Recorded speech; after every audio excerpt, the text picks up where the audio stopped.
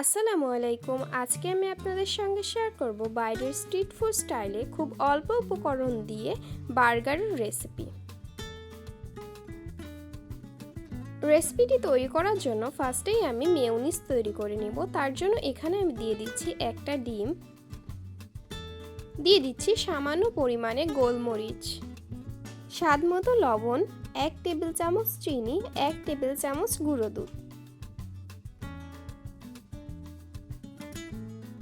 এবার ফার্স্টে আমি সামান্য পরিমাণ তেল অ্যাড করছি। তেল অ্যাড করে একটু ব্লেন্ড করে নিব, এরপরে আবারও তেল অ্যাড করব। এইভাবে ধাপে ধাপে 2-3 বার তেল অ্যাড করে এটাকে ব্লেন্ড করে নিতে হবে।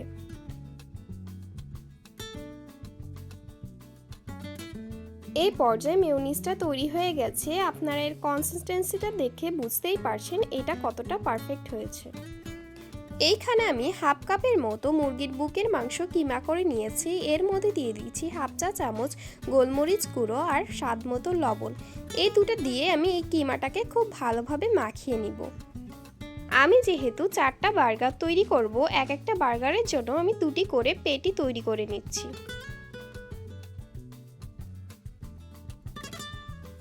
এবার একটি তাওয়াতে আমি তেল গরম করে এর মধ্যে পেটিগুলো দিয়ে দিচ্ছি। আপনারা চাইলে এখানে তেলের বদলে বাটারও ইউজ করতে পারেন। পেটিগুলোকে আমি একটু পাতলা করে দেওয়ার চেষ্টা করেছি, এর ফলে এর ভেতরটা খুব ভালোভাবে কুক হবে।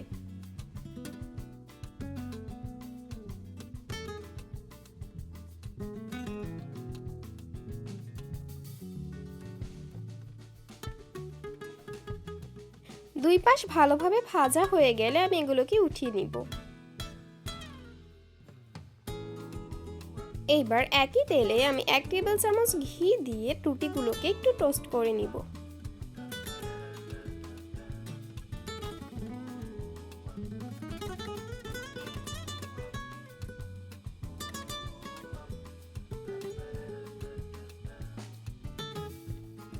রুটির নিচের সাইডটা একটু লাল হয়ে আসলে আমি এগুলোকে উঠিয়ে নিচ্ছি। এবার এর মধ্যে দিয়ে দিচ্ছি পেঁয়াজ কুচি। পেঁয়াজগুলোকে আমি রিংয়ের মতো করে কেটে নিয়েছি। এইবার এর মধ্যে দিয়ে দিচ্ছি 1 টেবিল চামচ চিনি। সামান্য পরিমাণে একটু পানি দিয়ে আমি চিনিটাকে ক্যারামেল করে নিব।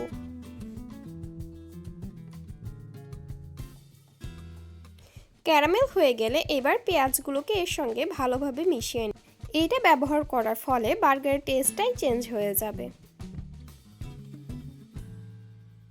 এবার এখানে আমি 1 টেবিল চামচের মতো রসুন কুচি দিয়ে এটাকে একটু ভেজে নিব।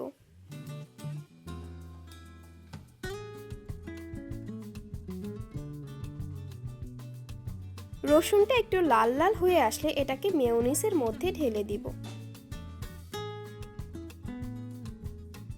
এখানে আমি 4 টেবিল চামচের মতো টমেটো সস দিয়ে নিয়েছি। এবার সব উপকরণগুলোকে ভালোভাবে মিশিয়ে আমি একটা স্পেশাল সস তৈরি করে নিব।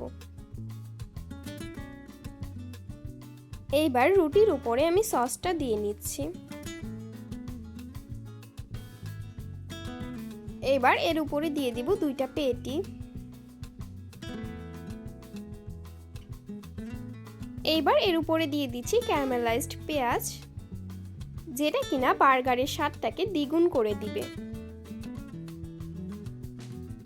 এইবার এর উপরে দিয়ে দিব 2টা স্লাইস করা শসা। এইবার বার্গারের উপরের অংশ দিয়ে দিলেই রেডি আজকের এই স্পেশাল বার্গার। বাসায় এই বার্গারটা তৈরি করলে বাইরের থেকে এত দাম দিয়ে আর বার্গার খেতে চাইবেন না।